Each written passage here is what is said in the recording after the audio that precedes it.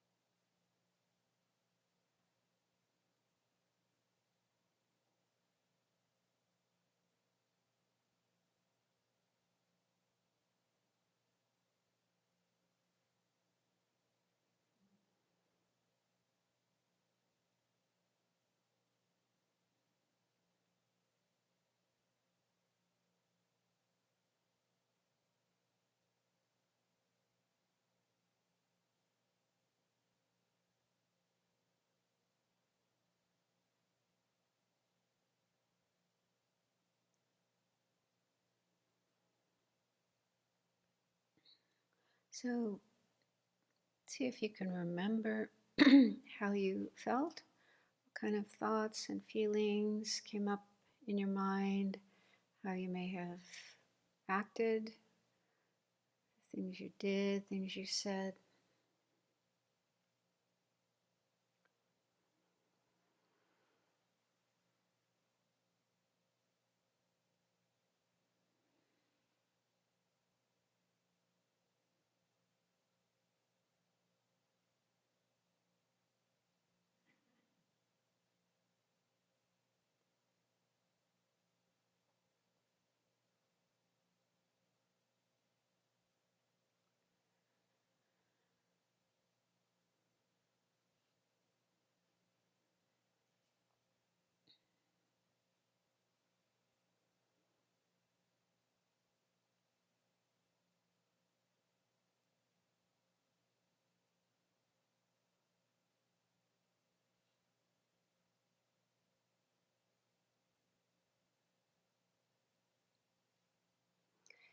And looking back now on the way you responded, how do you feel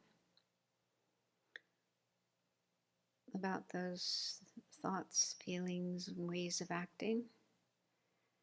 Were they helpful, or maybe they made things worse?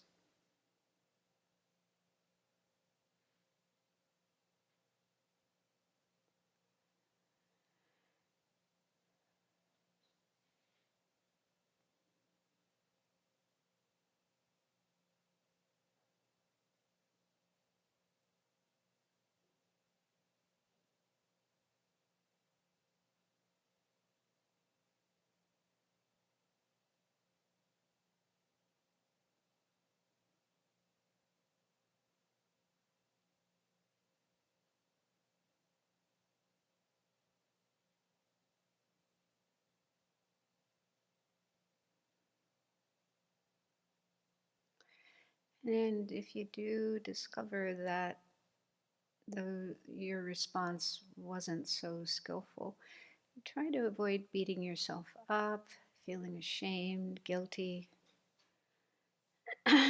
because you probably didn't know any better, didn't know any other way of responding. And even if you did know, old habits, familiar patterns can be so strong that it's very difficult to change them. Try to have a feeling of compassion, kindness towards yourself.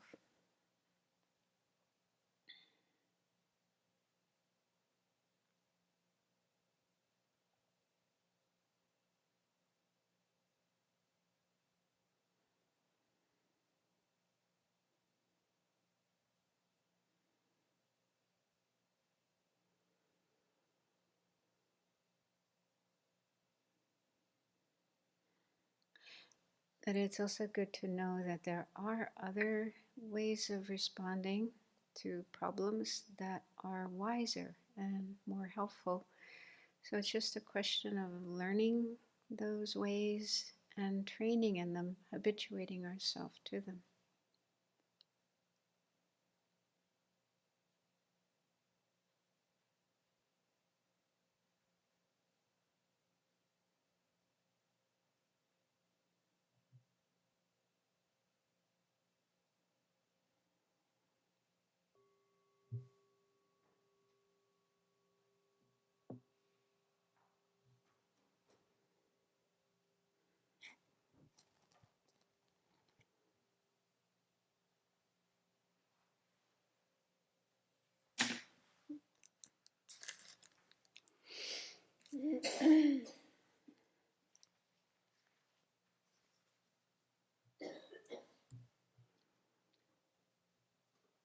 So yesterday I started talking about, and also I think Venerable Chuni mentioned it, this kind of genre of teachings and practices that are in the Tibetan tradition.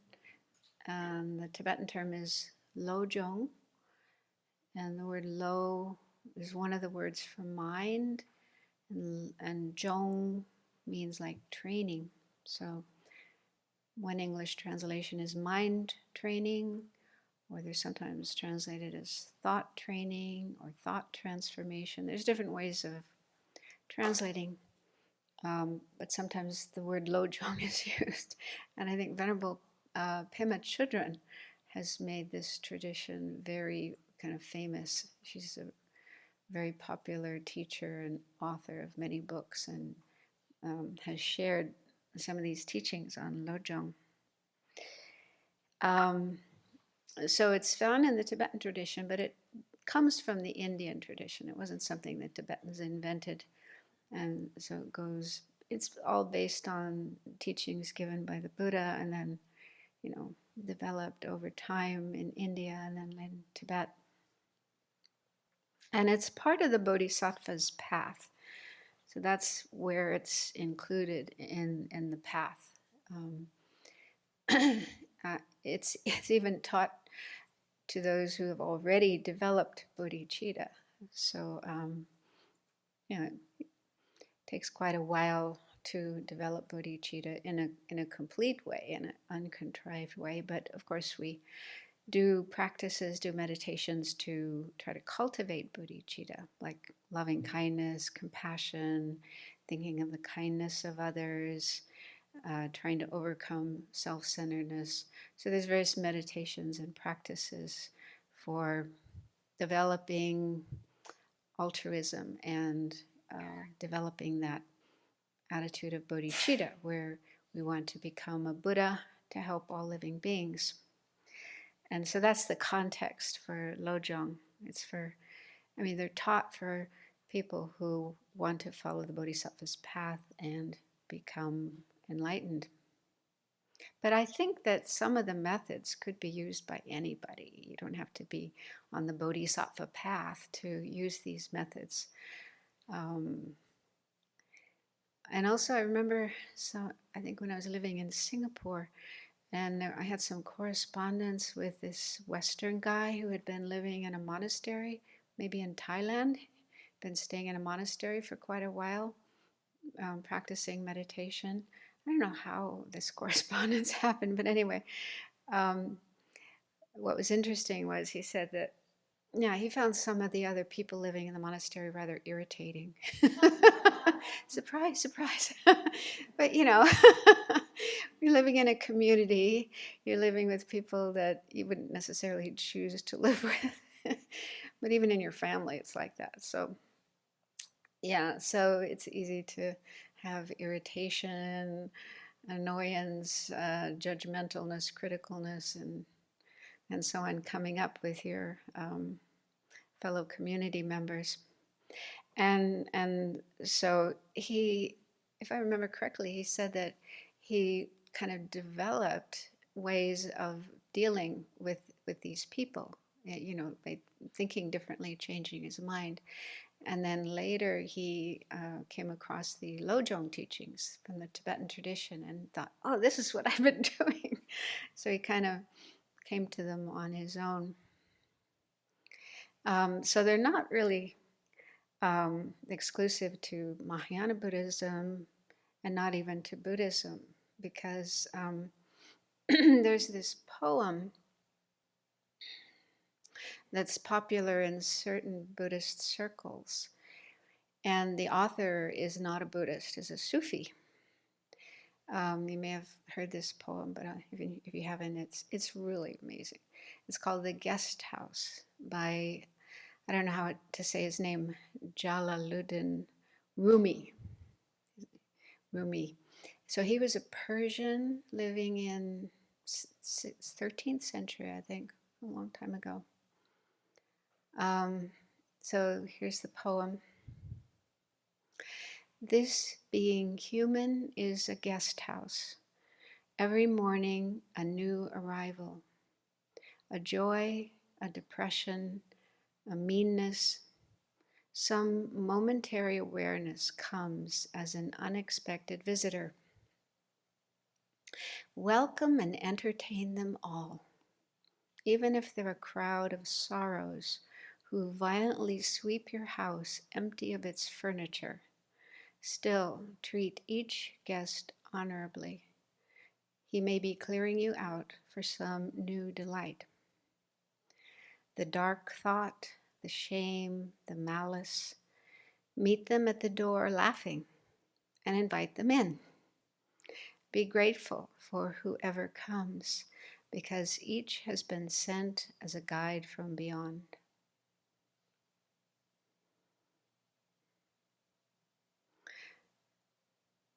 So I guess with poems, there's just very few words there and not much explanation what they mean. But maybe that's the point. We read the poem or reflect on the poem and it brings up certain thoughts or ideas, and that's fine. We can have different ideas, different interpretations, whatever is meaningful for us.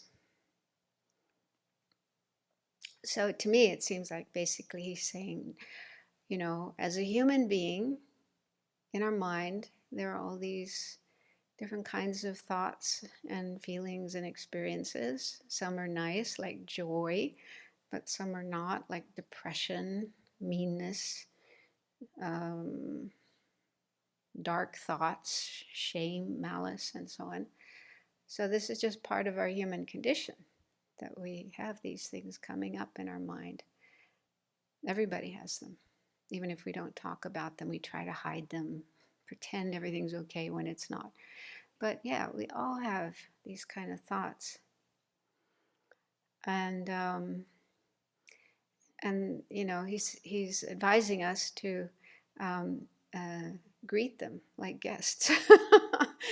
Which I don't know about you, but for me, that's just the opposite to what I normally feel. My feeling is, get out of here, go away, I don't want you. Right? It's probably our normal human condition, is to not greet these. The nice ones, of course, the joy, we like those, but not the dark thoughts and the depression. We don't want those. So the notion of greeting them, treating them honorably, that's pretty outrageous, isn't it? And at one point he says, treat each guest honorably. He may be clearing you out for some new delight.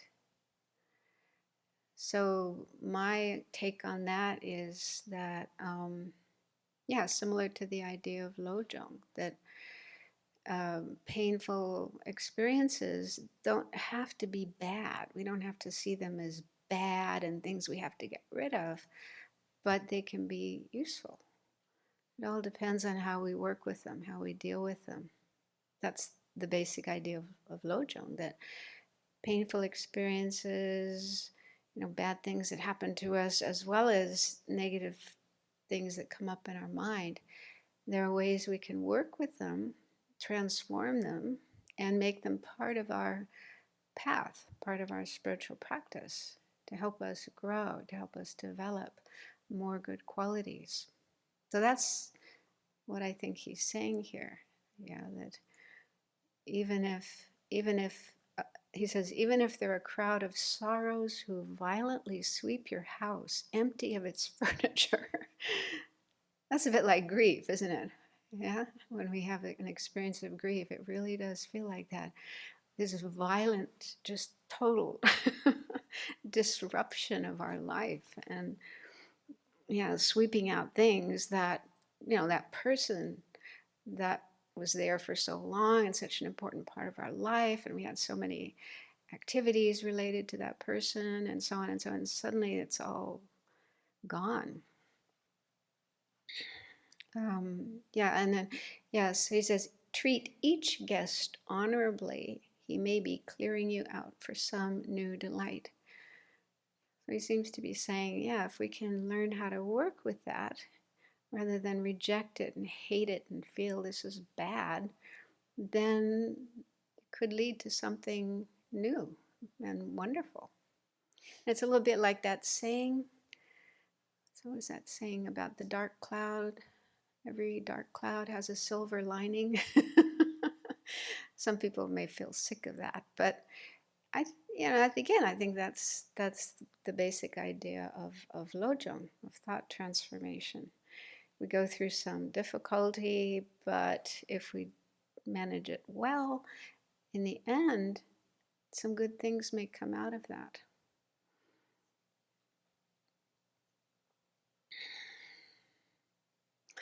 And yeah, the last line, he says, be grateful for whoever comes, because each has been sent from as a guide from beyond.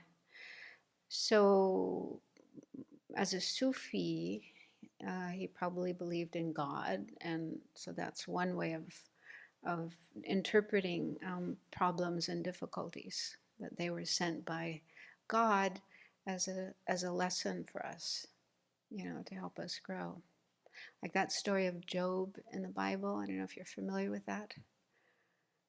Yeah, he went through all the just unbelievable hardships, like everything bad that could happen happened. And the way it's taught is that God sent him all these bad experiences as a test, to see how he could manage. And he did well.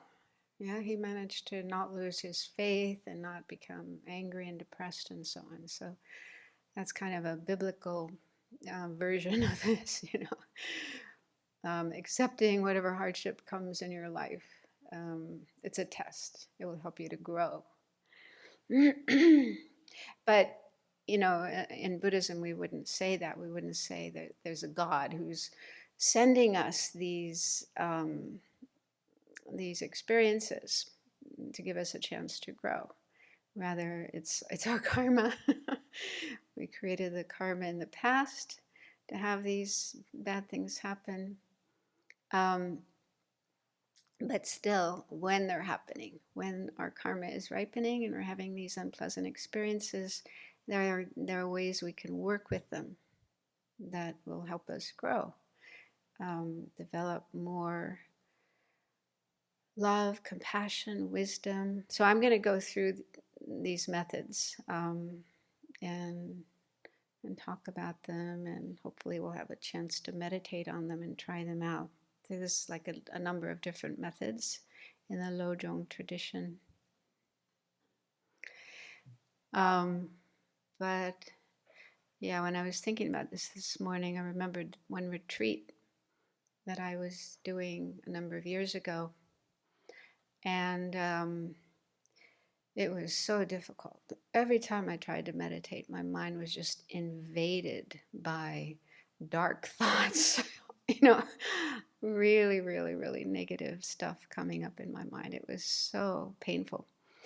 And my reaction was usually the knee-jerk reaction, like, go away, leave me alone. I don't want you. I just want to meditate and, focus on the teachings and develop these insights and good experiences that come from meditation. I don't want you guys. Get out of here. Leave me alone. So, yeah, that was my reaction. And it didn't work. You know, they might go away for a while and they would come back. And yeah, with reading different books and talking to different people, you know, I knew that, you know, the best way was like this, you know, accept them and work with them. But it was just really hard to do. And then I remember one day I had this kind of image in my mind of all these creatures outside my house, you know, these really scary, ugly, weird creatures who are out there screaming, banging on the door, banging on the windows. And I was saying, go away, leave me alone. But then I thought, but actually, they're my relatives. They're like part of me. I have to accept them. You know, they're not going to go away. I have to accept them and learn to deal with them and learn to live with them. So then I imagine kind of, okay, you guys, I open the door and let them in. Come on in. Let's sit down and have a talk. So that was kind of the start of this change in my attitude from wanting to reject and get rid of them, which didn't work anyway, to like, yeah, accepting and trying to work with them. So now why am I talking about this? There's something else. Oh yeah. So there's this expression that's been used the last couple of decades, spiritual bypassing. Have you heard that? Spiritual bypassing.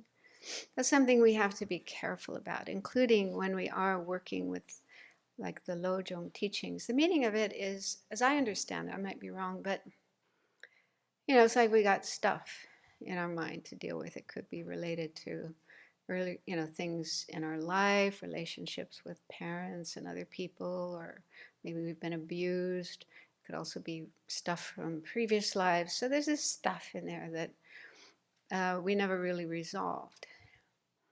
And then at a certain point, we might start doing spiritual practice like meditation, prayers, reciting sutras, mantras, and so on, or yoga. So it's possible to, you know, kind of absorb yourself into these spiritual practices and, you know, do a lot of those. And probably not intentionally, but what's happening is we're just kind of, we're trying to avoid, ignore, not deal with that unresolved stuff in our mind. And we may even get some really nice experiences, blissful experiences, you know, states of concentration. But that stuff is still there, hasn't been dealt with. And then at some point, it'll probably come back. And a good book about this is Jack Kornfield's A Path with Heart. It's been around a couple of decades, but I think it's still very relevant. And he himself had this experience. He grew up in America, a Jewish family, studied, I think he studied philosophy in university, but wasn't dissatisfied with that. Went to Asia, became a monk, stayed in a monastery for a long time, did a lot of meditation, got some really blissful experiences in states of concentration. But then at some point went back home, came back to America. And he didn't kind of go into detail, but you know, old stuff that he hadn't resolved was coming up. It sounds like parent, you know, issues with his parents and a lot of anger and yeah. And then he tells lots of other stories as well of people that he's met, Western people who've had similar experiences. You go to Asia, you know, do yoga, do meditation, get some really nice experiences. But in the meantime, you're just kind of avoiding, you're trying to bypass, avoid, not deal with those old issues. But sooner or later, they will come up again. So we do have to deal with them, and we have to be careful. You know, when I mean, it's wonderful to do meditation and prayers and recitations of mantras and sutras and so on and so forth. It's wonderful to do all those things. But we have to be careful that we're not trying to bypass, trying to avoid dealing with stuff. Because ideally, spiritual practice should help us, should give us tools to deal with our stuff. But still, we have to be sure that we are doing that, not just bypassing it. So I'm saying that because I think that's what I was trying to do. I was trying to just, absorb myself into practice and study and meditation and not deal with that stuff in my mind. But that doesn't work. It doesn't go away. It's still there. And sooner or later, you're going to have to face it and deal with it. So, yeah, these methods of working with mind training, lojong, are some of the methods. I mean, there could be other methods as well, but at least here's some tools. These are like tools that we can use to work with our painful experiences like loss or any kind of misfortune. You get a flat tire, somebody steals your parking place, whatever, little everyday things that happen, as well as our own internal, disturbing thoughts, disturbing emotions. And also we have to be careful to not have this attitude of aversion. That's what I was doing, I was trying to do. I was had this, I don't like you, I want you to go away. So there's aversion there, right? And aversion is a kind of anger, a kind of hatred. That's an affliction. So we're trying to overcome afflictions. So, if you're letting yourself get caught up in an afflicted state of mind with regard to your own emotions and thoughts and so on, that's not appropriate. Although, it's a little tricky because there are, in some Buddhist texts, some Buddhist teachings, there are some images like battling with your afflictions. I don't know if you've encountered that, but it's almost like a war, a battle, fighting with your afflictions. And I heard Joseph Goldstein talking about this. He's one of the earliest Americans to learn Buddhist meditation practice. Buddhist meditation, amazing teacher. And yeah, he was saying one of his teachers, one of the Burmese masters, used that kind of language and image, that you have to fight your afflictions, battle them. And Shantideva as well in our tradition. And then he spoke about Thich Nhat Hanh, who has a very different approach, and talks about cradling your anger like a crying baby, So instead of battling your anger, holding it in your arms and soothing it. And what Joseph said was, there's different approaches by different teachers, and that maybe at certain times one approach is more appropriate, and at other times another approach is more appropriate. So there's no like one way that's right for everybody. I spoke about this with one of my friends, and he said he likes the combat approach. That works for him. But I feel that the softer approach is better for me. But again, at different moments in time or different points in our practice, one approach might be more effective than others. So it's good to know that there are different approaches, and both may be valid.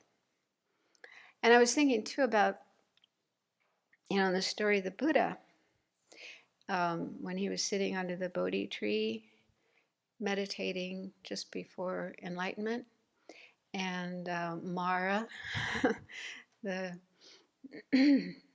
bad guys, whether they're really external or internal, we don't know. But anyway, the story goes that Mara was trying to disturb him and prevent him from attaining enlightenment.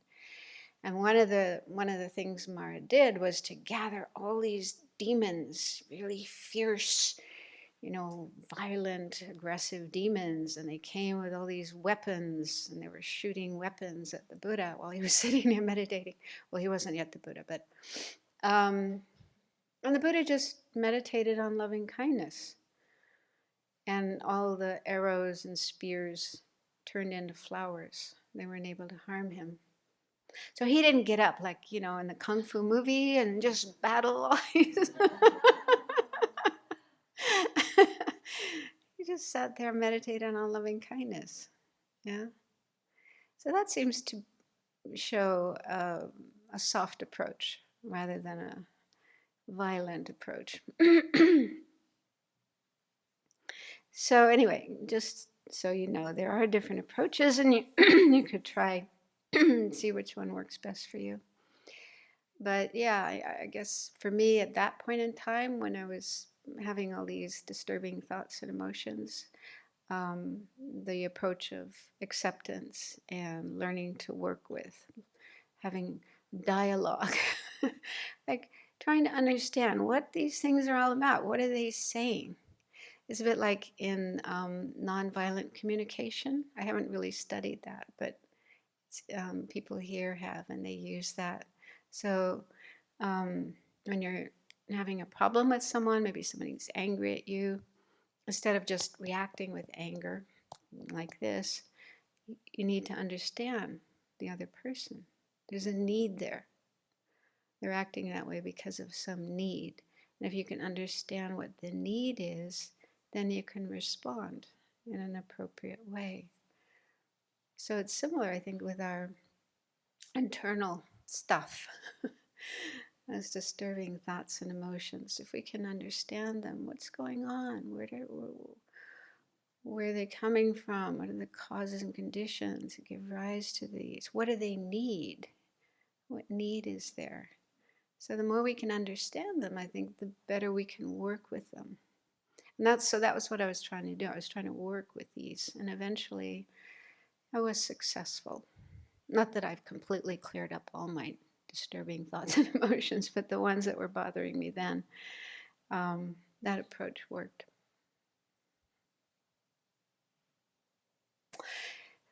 So anyway, the point I'm trying to make here is that when we have difficult experiences in life, whether they're coming from outside, like a loss or somebody being mean to us or whatever, or they're coming from inside of ourselves, disturbing thoughts and emotions that are popping up, and then it's best to not have an attitude of rejection, aversion, but instead see them as opportunities to learn and to grow. Yeah, and it may take time. In some cases, it could take years to work through certain problems, but it's worth it. Then you understand yourself better, and you learn and grow.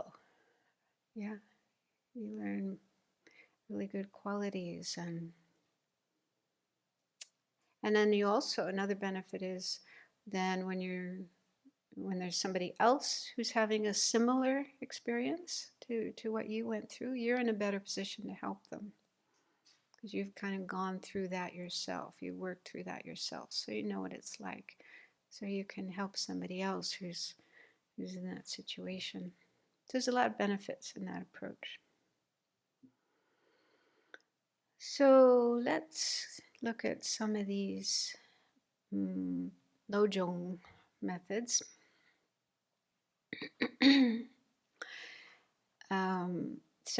These are methods for transforming our mind, our thoughts from negative to positive, and in the usual context where they're taught for the Bodhisattva's path, they're mainly to help us decrease self-centeredness, selfishness, and develop more altruism, more love and compassion. But they're also useful just to be more effective ways of managing problems.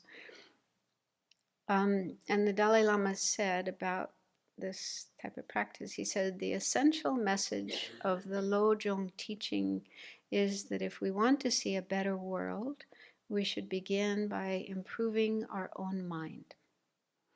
We can spend our life trying to tame the world, a task that would never end, or we can take the more practical path of taming our own minds. The latter is by far the more effective approach and brings the most immediate, stable, and lasting solution.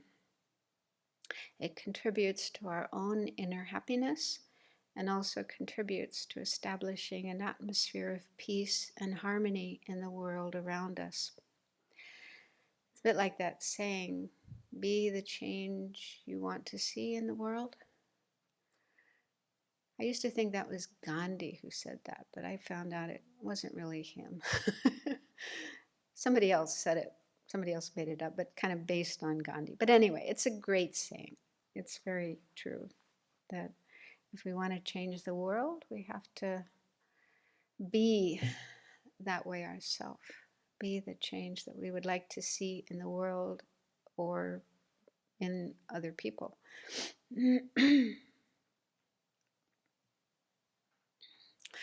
So in this tradition, Lojong, we don't try to get rid of problems by driving them away. Instead, we work on transforming them. Although it's not so much we're transforming the problem, but we're transforming our mind, our attitude, our way of looking at the problem. And we do that so they can no longer harm us or hinder us on the spiritual path. And they can even become fuel for spiritual growth. Yeah, so if we don't learn how to deal with problems, then they can become hindrances in our spiritual practice. Yeah, we could become depressed, despondent, discouraged, give up our practice altogether, or they just make it really hard for us to do our practice. So they can become like obstacles to our practice. So if we can learn to manage them and deal with them wisely and skillfully, then instead of being obstacles to our spiritual practice, they actually boost our practice. They help our practice. They enhance. Doesn't that sound good? Inviting? Yeah. So in actual fact, it's not the problem, like the external situations, people, or stuff coming up in our mind that we transform. What we transform is our mind, our attitudes, our thoughts, our feelings. So, mind is such an important topic in Buddhism. Learning about the mind, there's a whole area of knowledge that we can learn, study about the mind, all the different, what is the mind, how it works, and the different types of mind. So it's really good to look into that. In Tibetan, it's called lorik. So I think online you can find courses, talks. There's also books about that. It's not easy. It's kind of a little bit technical. But there's, I think on the Abbey website, there's some talks about that. So from Venerable Chudran, myself. So if you go to visit tuptenchudran.org. But what would it be called there? Not Lorig. Is it called Lorig? It's called Mind and Awareness. Okay, Google Mind and Awareness, and you'll find some material. Yeah. So the Buddhist view is that our happiness and our suffering come from our mind. Mind is the main source, the main cause of whether we're happy or suffer. So it's so important to understand the mind and learn to work with the mind. And then when it comes to problems, what we need to do is eliminate aversion to problems. Having aversion to problems doesn't help. It just increases our suffering. It just is like you've got a problem there. Okay, there's a problem, whether it's an external problem or an internal problem. And then if you have aversion for it, that's just adding another layer of pain, another problem on top of what's already there. And then you might beat yourself up for having aversion to the problem, and so on and so on. So just these layers of, more and more troubles build up. So, and then also aversion, that itself is an afflicted state of mind, right? It's a form of anger, a form of hatred, which is one of the main afflictions. So do we want to feed aversion? Do we want to increase it, perpetuate it, or do we want to overcome it?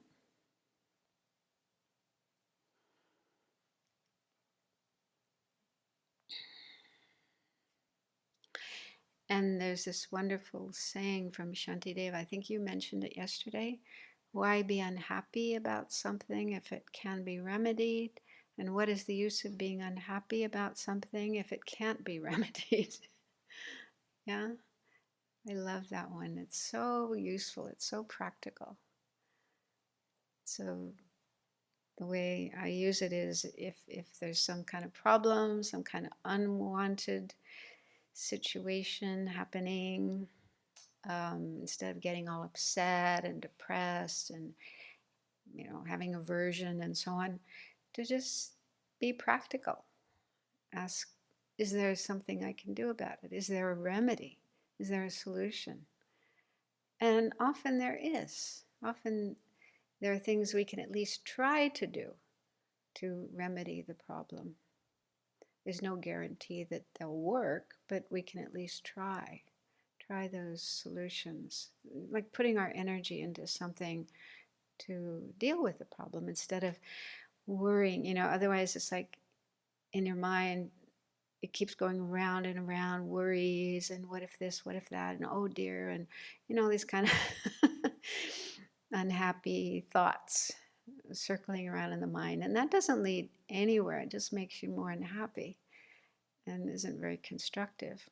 So instead of letting that happen, try to find a solution and put your energy into the solution. But sometimes there isn't a solution.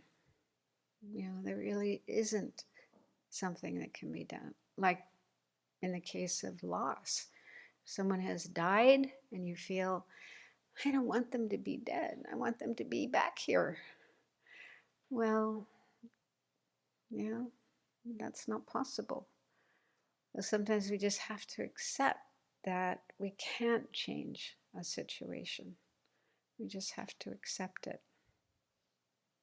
And there's a similar to this verse, the serenity prayer that's used in Alcoholics Anonymous and Narcotics Anonymous. And I think, how does it go? Does someone know? I mean, it's usually phrased with God, mentioning God, but there's also secular versions. I'm trying to remember the secular version. I think there's something.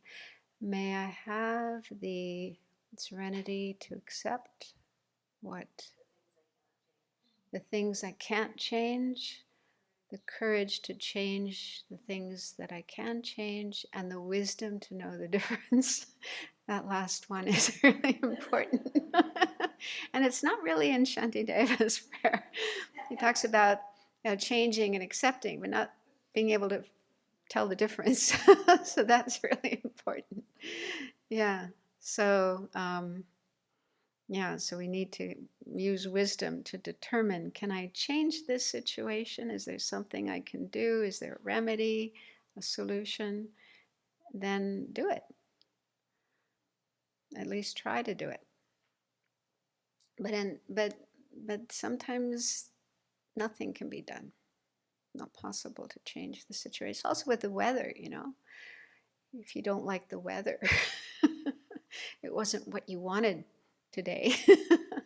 Like yesterday it was, or I don't know, a few days ago it was raining. So if you had planned a picnic, you planned an outing and you were hoping for sunny weather, but then it's cloudy and rainy. But there's nothing we can do about that. We can't change the weather, but we can still change other things. We can have a picnic indoors, do something indoors. So I always think there's always something that can be done, even if you can't change the external situation or eliminate a problem. You can still make some kind of changes, like in your mind, in your attitude, in your approach, your perspective. So that can always be changed. And likewise with someone who passed away. If you feel, I wish this person was still there. So that's not possible. But there's other things you can do, like putting your energy into positive things. I think Venerable Chuni talked about that yesterday. Doing things that would probably make the other person happier rather than mourning and being sad. They probably don't want you to, they don't want you to be sad and mourning. They like you to be happy and do things positive and constructive. So you can put your energy into those things. That reminds me, it's a little bit of a digression, but the story is quite extraordinary. I met this man, or this couple, who had a number of children, and one of their children died when he was 15, little boy. He had a brain tumor, and the father told me that, of course, they, had surgery and medical whatever, to try to cure him, but nothing worked. And it seems like the boy knew that he was going to die, because a few months before he died, he was having a conversation with his father, and he said, he gave instructions on how he wanted the funeral to be. He said, I don't want people to dress in black and be sad and mourning. I want it to be like a party with Elton John music and having fun. And the father said it was really hard for him to listen to this, but, he respected the son and, carried out his instructions. And the boy, he also named the date that he was going to die. He said, I'm going to die on that date. And it really did happen. He really did die on that date. And the father said the boy was a rugby fan, and liked to play rugby as well. And there was going to be a really big, world rugby match or something just before that date. And so it seems like he wanted to stay around, watch that match before he went. There are stories like that where people kind of, hang on and only die after maybe some relative comes that they haven't seen for a long time. It's almost like they're waiting for that person to come and see them one last time, and then they go. But anyway, I think that story is quite sweet and beautiful. And yeah, I heard in Korea too, I don't know if this is true, but in Korea, when somebody dies, they don't dress in black, they dress in white. And it's like a celebration. They celebrate the person's life. Yeah? So it's kind of a festive, joyful occasion rather than, we have this tradition in the West. I don't know where it comes from, but, you have to wear black and be sad and have really mournful music. I don't know. Maybe that is helpful for some people, but it's interesting that there are different approaches, and you don't have to do it that way. You can do it differently if you want. Anyway, how did I get? Where was I? What was I talking about?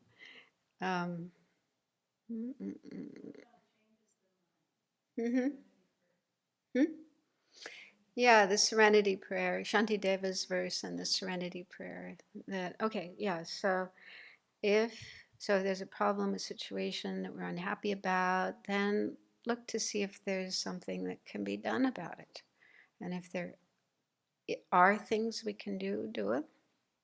And if there's nothing that we can do, then it's better to accept. Although accepting, doesn't mean right away like that. Could take time. Yeah, it could take time, but to at least decide to go that route. Okay, I need to work on this. I need to accept. I've been fighting it for a long time and it won't go away. So let's try another approach. Let's try accepting it. And that could be a gradual process, but more more effective, more helpful. And then, yeah, the whole thing about Lojong is, we don't just have to sit there and accept a problem, but we can work with our mind, work with our thoughts, our feelings, our attitudes, and actually transform this situation into something constructive, something useful, especially for our spiritual practice. And yeah, so we need to unlearn the habit of having aversion to problems and feeling, oh, this is bad, I don't want this, I don't like this, I want to get rid of this. So try to unlearn that habit and learn a different habit of, okay, here's an opportunity to do lojong, to do some spiritual practice. And it said that, yeah, for bodhisattvas who've been familiarizing themselves with these kind of ideas for a long time, they're actually happy. They feel happy when a problem comes along. Lama Zopa Rinpoche said they like problems the way we like ice cream. It's hard to believe. You have a chance to have ice cream, it's like, whoa. But when it comes to problems, we're like, oh no. But to have that same reaction that we have with ice cream for a problem, that would be cool. But it takes time. But eventually, we might be able to get to that point. And the reason is because they know through their experience, they've been doing it for a long time, and they know that this is a really juicy opportunity to engage in practice and increase my love and my compassion and my wisdom and purify negative karma and increase virtue. It's really, really good opportunity. That's why they're happy about it. Okay, so I'll start going through some of these methods, and some of them may not appeal to you. You might feel, no, that's not for me. That wouldn't work for me. But hopefully at least one or two are things that you feel, yeah, that makes sense, and I'd like to work with that, try that out. So one is impermanence, which we've been talking about, and I think Venerable Chuni talked about too. And that means just the changing nature of things. That most of the things in our life, I say most because in some Buddhist books they say everything is impermanent. Everything is impermanent. However, in our tradition, we say that's not quite right. There are some things that are permanent, like emptiness. There are permanent, unchanging phenomena. But those are things that are abstract, not kind of material things. So there are permanent things. However, most of the things that we work with, deal with, experience in our life are impermanent. So that includes our bodies, every part of our bodies, also our minds, every part of our mind, and then all the people and things outside around us that we see and interact with. Those things are impermanent. And the meaning of impermanent is that they're changing. They don't stay the same. And this change actually happens like constantly without a break. Even in the tiniest moment of time, things are changing. They just don't stay the same from one moment to the next. And they talk about two levels of impermanence, gross and subtle. So, gross impermanence refers to changes we can see, we can perceive, like somebody dying, a house burning down, a tree falling down, a glass or a dish breaking on the floor. So, those are aspects of impermanence that we can see. Something was there one moment, and then the next moment it's gone or totally transformed. Instead of a glass that you can drink out of, you have all these little teeny bits of particle glass you can't drink out of and you can't put back together. So there's a change that is visible, perceptible. That's gross impermanence. But then there's subtle impermanence, and that refers to changes that take place in the tiniest moment of time. And we can't see those. Those are too subtle for us to perceive. But they say that we can come to know impermanent, that subtle type of impermanence with our mind. In the Tibetan tradition, they talk about using inference, using logic and reason, inference, to realize subtle impermanence. But I've also heard in the Theravada tradition, they say that through the practice of meditation, just really focusing your mind intently, intensively on, for example, the body, over a long period of time, that you can reach a direct perception of impermanence. So I don't know, I haven't done that, but that's what I've heard. You can actually see the tiny particles changing. That would be extraordinary, because it's like that's happening, our bodies, that wall, all of these things. I mean, we know this from physics, from science, that, things are made up of teeny weeny particles, molecules, atoms, quarks, and I don't know, they're always discovering smaller and smaller particles with weird names.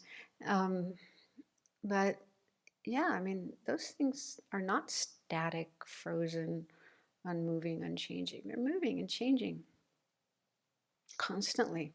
But, that's not what we see when we look at something. It looks like it's the same. It's not changing. That wall, this table, even our bodies, they don't look like they're changing. They look like they're the same. Keep going. But I'm sure this is something the Buddha experienced, and also his followers who really practice meditation seriously. They could see that in their experience, and it's because of these subtle changes happening constantly on the subtle level of things that the bigger changes happen, like our bodies aging, getting wrinkles, our hair turning gray, white, age spots appearing on our skin. It used to be so smooth and so on.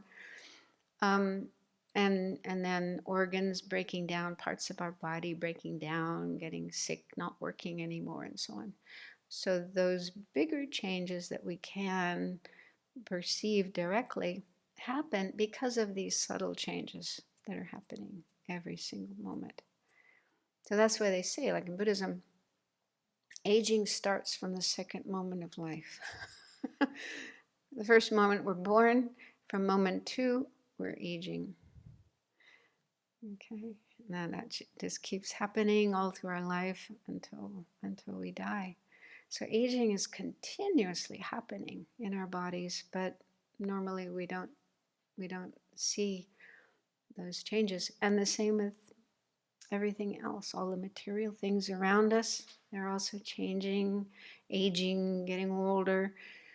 And then sooner or later, all these things will go out of existence. Some may last longer, like turtles, apparently they live a really long time. I heard it's 300 years or something.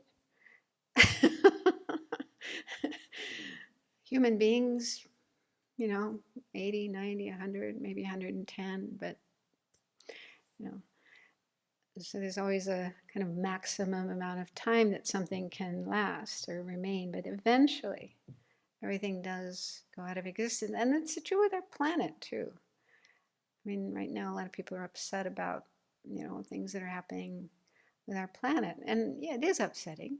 And it would be good to, try to change things so that it lasts longer. But eventually this planet will go out of existence. It's not going to last forever. That doesn't mean we shouldn't take care of it, but to grasp it, this planet, and want it to be there forever and ever and ever, just as it is now, that's not really realistic. It's kind of going against reality, going against nature.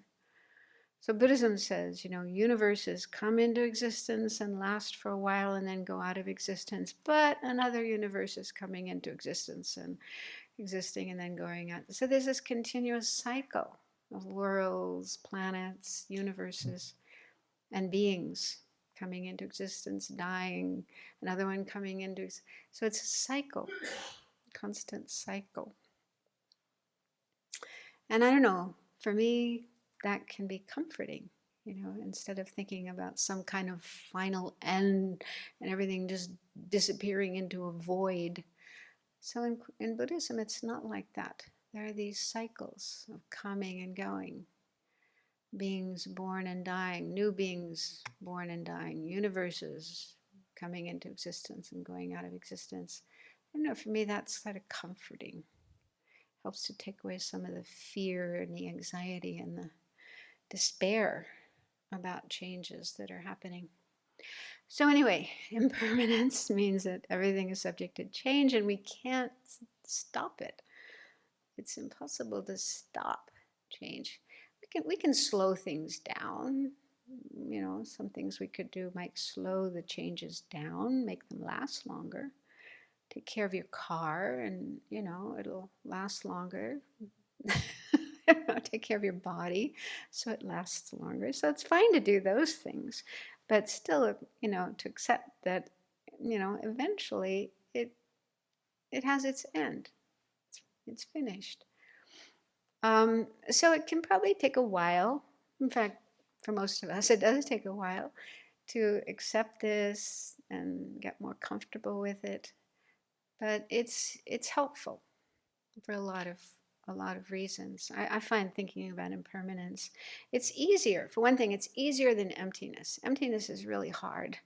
Like our teachers are often recommending that we meditate on emptiness, but it's not so easy to understand emptiness, to use it as an antidote, when you're having problems.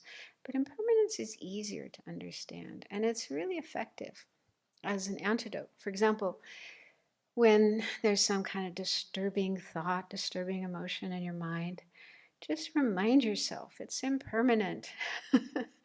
Relax. It's not going to be there forever. It's going to change. It's going to go away. And so that does help you to be more relaxed about it rather than taking it so seriously or getting so upset. Yeah, it's impermanent. And I really like this analogy. It comes in the teachings about our thoughts and our emotions being like clouds in the sky, right? So we watch clouds. Sometimes you can actually see a cloud. You're looking at one part of the sky and you can see a cloud appearing and then disappearing or moving away. You can actually see it before your eyes.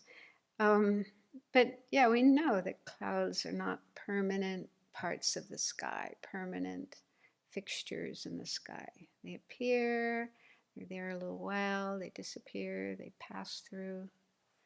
And the sky is always there, that space, clear, vast, empty space is always there. And the clouds don't change it or don't affect it or don't disrupt it, even if they're really dark, stormy clouds. They don't really change the nature of the sky.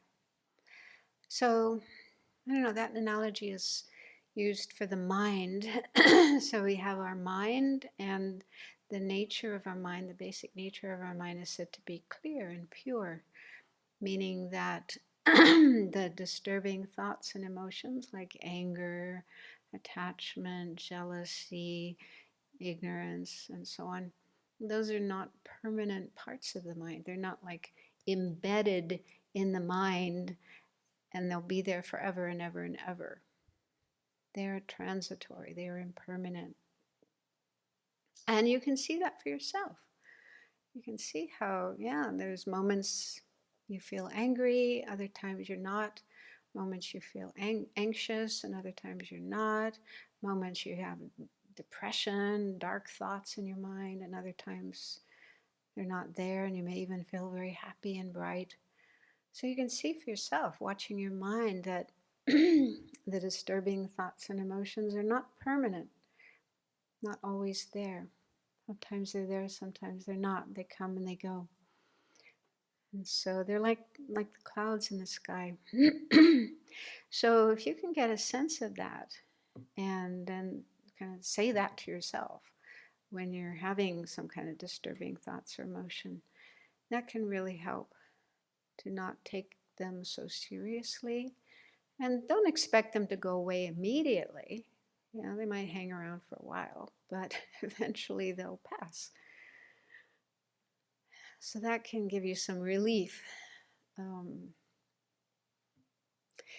Also, we have this tendency to identify with our thoughts and emotions, and that tends, I think that kind of gives them more strength or energy and makes them last longer. So if you can kind of notice that, you know, this something subtle like I am depressed, I am angry, and a tendency to identify this is me. Yeah, and that's not true. We are not our anger, we are not our depression, we are not our fear, our sadness. These are just transitory experiences in the mind, aspects of the mind that come and go. They're not me, they're not who I am. So that's a little maybe harder to understand, but that can be really helpful too, to learn to de-identify with the emotions. And you can do that just by saying to yourself something like, the way I do it is, there is anger in my mind, or there is depression in my mind, or there is fear in my mind, instead of I am angry, I am depressed, I am afraid. Yeah? So just changing the story, the way you describe your experiences to yourself, so that can get you familiar with this notion that they are not you, not who you are. And yeah, I heard that for a long time, and I tried to use it for a long time, but it was still kind of, didn't really work so well. But I remember one retreat that I was doing, and as usual, you know, you're trying to meditate, but all these things there that you don't want. And I remember there was one day when it was just like crystal clear. This thought, this understanding that these are not me. I am not these thoughts.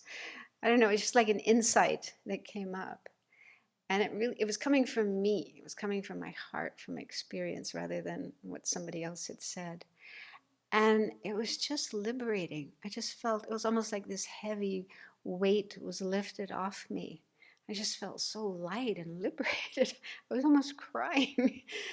um, so I think that only happened because of, you know, consistent thinking about this and trying to make my mind familiar with the fact that the thoughts and the emotions are not me, are not who I am. I am not them, they are not me. So to stop that habit of identifying with them, that's really helpful to work on. So yeah, impermanence, even though when it comes to our loved ones, our things, our life, thinking about impermanence can be depressing, right? Oh, I don't want to lose this person. I don't want to lose my life. So that meaning of impermanence isn't so delightful, isn't such a source of joy. But there's these positive aspects of impermanent, like our delusions are impermanent, our anger is impermanent, our fear, our anxiety, our depression, these are impermanent.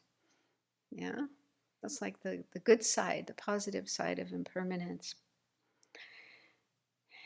And and yeah, also if we were not impermanent, if we were permanent rather than impermanent, means we could never change. We could never become different than we are now. We'd have to be this way forever. We couldn't become enlightened. We couldn't attain higher states of mind, higher realizations. So that would be the consequence of permanence. Yeah, if things were permanent rather than impermanent. So that would be awful, I think. Think about that.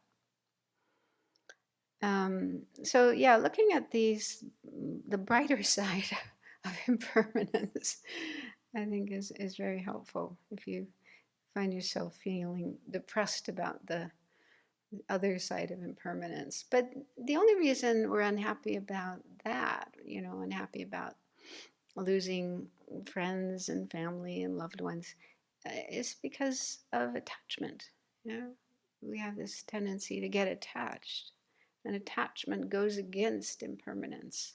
Attachment is saying, I don't want things to be impermanent. I want my life to be permanent. I want my friend to be permanent. But can we make that happen? Is that possible? So you can try, but I think it's a losing battle. It's not possible to stop change, to stop things from being impermanent. But doesn't it make more sense to accept it?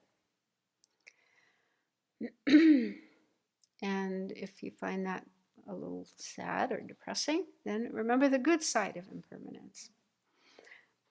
In one of Thich Nhat Hanh's books, he tells the story about one of his students, a man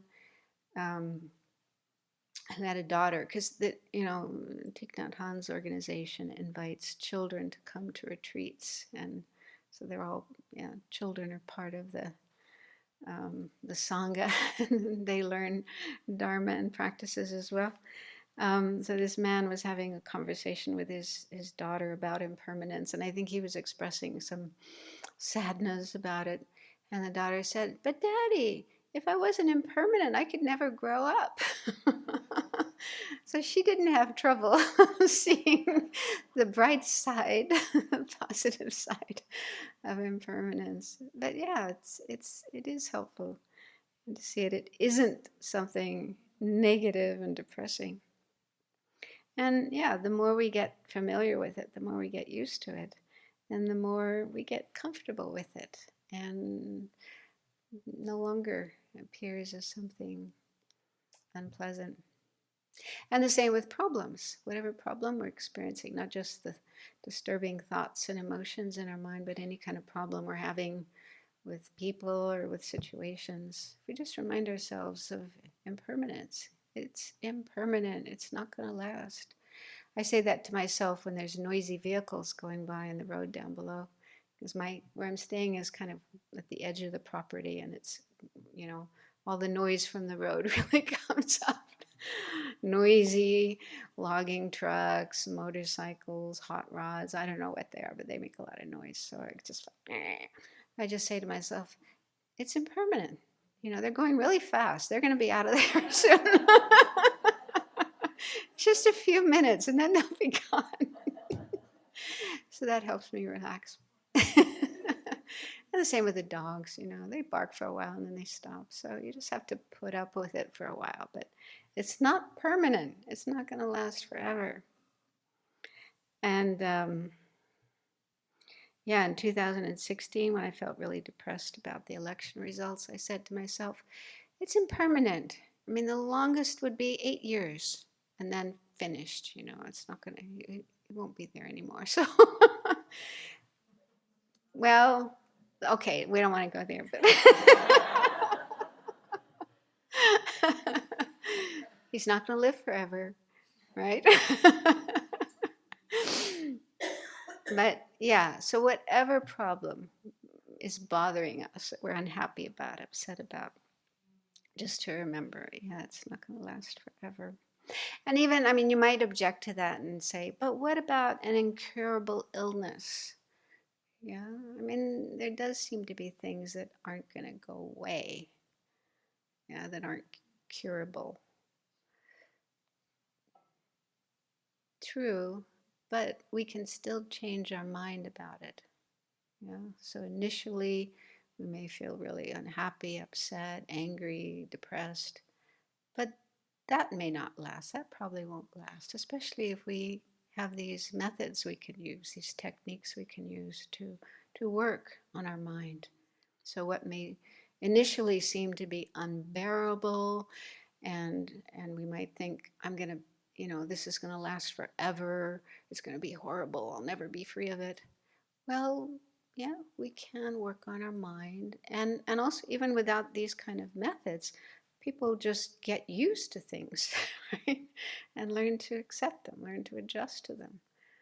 Okay, so the feelings that we have in response to this illness or problem or whatever, those can change. Those are impermanent. And the problem will not always be as painful as it is right now. So we can still see impermanence within a problem or an illness that may never go away. And then, according to Buddhism, we all have the potential to attain liberation and enlightenment. So eventually, sooner or later, everyone, every single person, every single being will be free of suffering and the causes of suffering. So that's very much a Buddhist principle. So yeah, remembering that, thinking about that. Okay, there's suffering, yes, there's problems, yes, there's delusions, yes, but none of them are permanent in the sense of forever. There is an end to all the suffering and all causes of suffering. And the Buddhas, and there are Buddhas and Bodhisattvas who are working full time, 24/7 to help bring that about. I know for me, those kind of thoughts, those kind of ideas are comforting.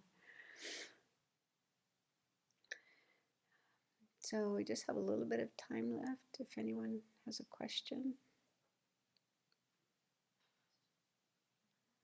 Okay, first, well, I did see Pradya first, so pass the microphone back and then Venerable Deki. Venerable, I just wanted to know if you're going to put any of the Lojong actual practices on the screen for us, because I know there are many. There are about 40 or more. Oh, you're talking about, there's a text called the 7-Point Mind Training, Geshe Chekawa, and yeah, Venerable Pema Chudran talks about those. She calls them slogans. Yes, Lojong slogans. slogans. That's right. He had a set of cards. Yeah, are they around somewhere? Yeah, there's a set of cards, I think, that came with one of her books. Maybe we can. There's so many of them. We wouldn't have time to go through all of them. I was curious if any particular ones were useful for you when these thoughts, came. Well, I don't use those slogans so much. I've sort of pulled out sources. Actually, what I'm reading from here is from a book called Transforming Problems into Happiness. You gave some talks about that. Yeah, it's a book by Lama Zopa Rinpoche called Transforming Problems into Happiness. And that's about this topic of, yeah. Okay, thank you. And I think that's based on another text, isn't it? Yeah, but we have copies of that book. We could put those out somewhere, maybe in the Kuan Yin room. Yeah, it's a little bit simpler. Those slogans, quite a few.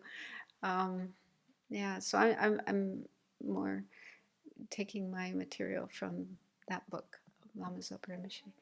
Thank you. Matt, did you have Transforming problems into happiness. Transforming Problems into Happiness, isn't it? That's the name. Thank you. Matt, did you have a question? Oh, if we don't have much time, I'll let other people ask questions. Okay. Modeki, you wanted to. This is more connected with the Tara practice and thinking of applying increasing long life for our teachers and stuff. But I've played with that a little bit and I can see the attachment come in. So how do you work with wanting to, create the causes for the teacher to live a long time and not increase the attachment of expecting them to live a really long time? Well, I think just to be aware, have awareness of attachment and recognize that that isn't helpful. And reminding yourself that, yes, I do want them to live longer, as long as possible, but they won't be able to last forever. I mean, even the Buddha passed away, all the great masters of the past passed away, although present teachers will pass away. So just to remind yourself of that, because it's kind of funny. I noticed in Tibetan Buddhism, we're advised to meditate on death, think about how we're going to die, and our friends, family, and so on are going to die. But they never talk about teachers. They don't advise that you meditate on teachers dying. And I think it's useful, to bring them in as well, just to prepare yourself. We do pray for them to live a long time, and there's some prayers that even say, "May you live for thousands of eons," or something like that. But we can't really take that seriously. The Buddha lived 80 years. He passed away at the age of 80. And his Dalai Lama says, yeah, maybe I'll live to 110, 120. But, sooner or later, they will pass away. And I think it's good to prepare ourselves for that. And, gently, like you would with a child, just don't entertain illusions that they will actually be there forever. So I think that's helpful to lessen the attachment. So we do want to value them, respect them, cherish them, but not in an unrealistic way. Yeah, still considering impermanence, and also, preparing ourselves for that and thinking, okay, when they do pass away, yes, it will be very sad, but what would they want me to do? What would be appropriate in response to that? Not, fall apart, but carry on the work. Carry on their teachings, practicing what they taught us, and preserving what their teachings, and making them available for more and more and more people. So think about, what would be the most positive and constructive way of responding after they pass away.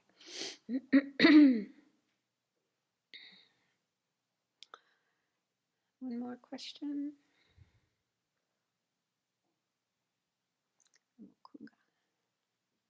So a question about the practice.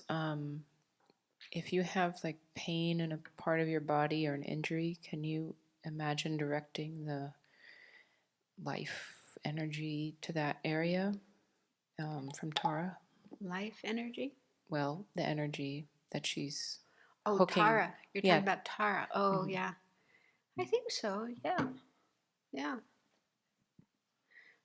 I don't remember trying that, but yeah, try it. I think in Medicine Buddha, they say you can focus on a part of your body that's hurt, but I didn't. That's not in the sadhana for White Tara. Yeah. Well, it's kind of a short sadhana. It doesn't explain every little detail, but yeah, I think that would be very helpful, because it does mention, I don't have a copy here, but it does mention Sickness, doesn't it? Yeah. Dispelling, disease. Yeah. So if there's disease or some kind of ailment in the body, I think you could specifically focus on that and send the energy there.